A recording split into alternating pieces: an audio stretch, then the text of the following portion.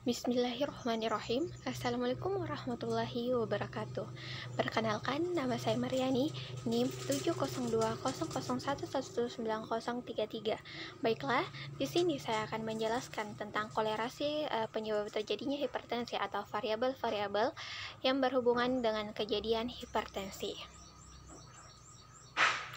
Yang pertama yaitu kolerasi pola makan dengan kejadian hipertensi. Pola makan merupakan salah satu faktor yang dapat menimbulkan suatu penyakit, contohnya seperti penyakit darah atau penyakit darah tinggi atau hipertensi yang disebabkan karena makanan yang tidak sehat, seperti makanan yang banyak mengandung natrium di dalamnya dan mengandung lemak, sehingga membuat penyumbatan di dalam pembuluh darah yang membuat jantung bekerja dengan keras. Kebiasaan mengonsumsi makanan seperti bakso, mie instan merupakan salah satu pencetus terjadinya penyakit hipertensi karena hubungan kandungan natrium yang cukup tinggi. Selain itu, pola makan masyarakat sedang mengonsumsi makanan asing, makanan yang manis, makanan berlemak, dan konsumsi minuman berkafein juga turut memicu terjadinya penyakit hipertensi. Selanjutnya yaitu hubungan hipertensi dengan merokok. Mekanisme yang mendasari hubungan kebiasaan merokok dengan tekanan darah inflamasi baik pada mantan perokok maupun perokok aktif, terjadi peningkatan jumlah protein C reaktif dan agen-agen inflamasi yang alami yang dapat mengakibatkan disfungsi endotelium, kerusakan pembuluh darah, pembentukan plak pada pembuluh darah, dan kekakuan dinding arteri yang berujung pada kenaikan tekanan darah. Menghisap sebatang rokok maka akan mempunyai pengaruh besar terhadap kenaikan tekanan darah atau hipertensi. Hal ini disebabkan karena merokok secara aktif maupun pasif pada dasarnya menghisap CO atau karbon monoksida yang bersifat merugikan.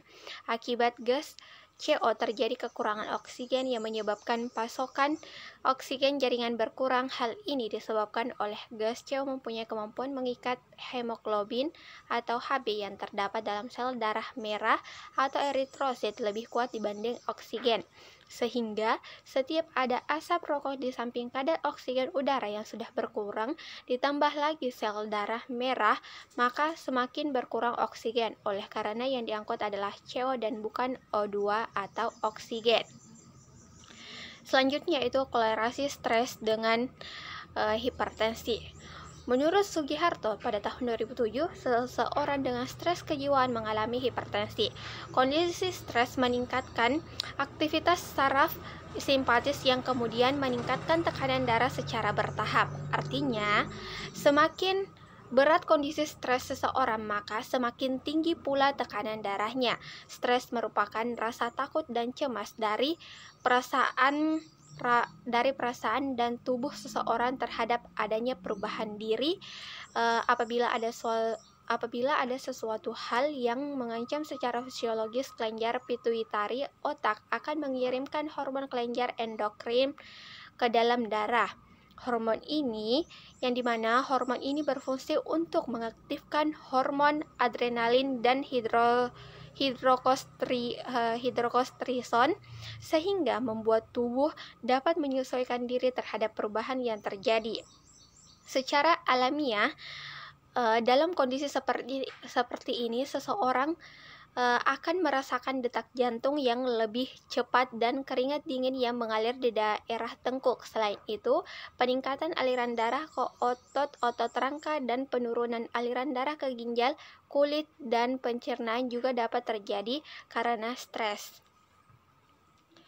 Selanjutnya yaitu hubungan konsumsi garam dengan hipertensi.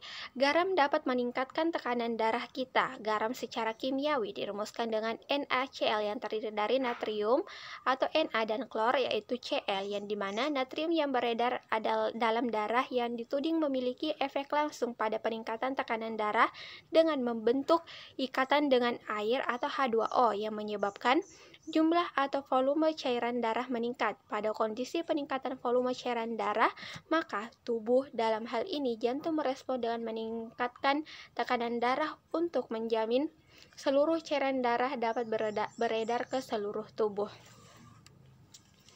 Selanjutnya yaitu hubungan antara konsumsi kopi dengan hipertensi. Faktor kebiasaan minum kopi didapatkan dari suatu cangkir kopi mengandung 70-200 mg kafein. Minum kopi lebih dari 4 cangkir kopi sehari dapat meningkatkan tekanan darah sistolik sekitar 10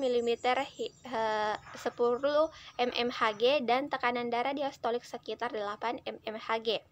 Kopi dapat mempengaruhi tekanan darah karena adanya kandungan polifenol, kalium, dan kafein.